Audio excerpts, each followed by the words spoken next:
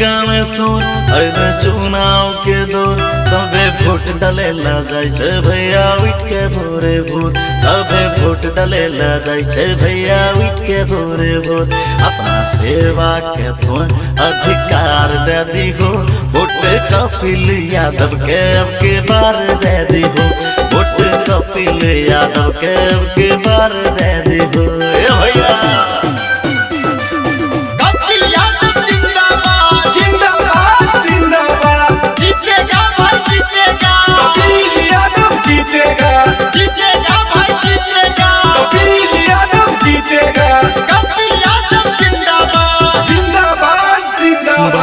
इंसान नहीं छो थोड़ा अभिमान गांव के बच्चा बूढ़ा सबके करे दिल से ही सम्मान करते काम सब दिल से बस आधार दे दी हो वोट कपिल यादव के अब के बार दे दी हो वोट कपिल यादव के अब के बार दे दी हो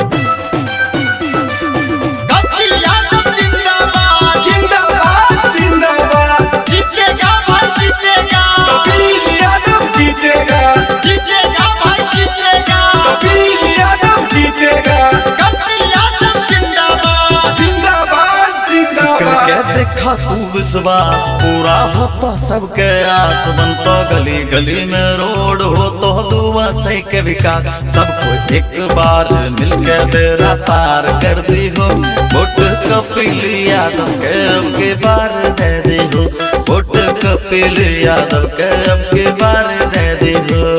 चाची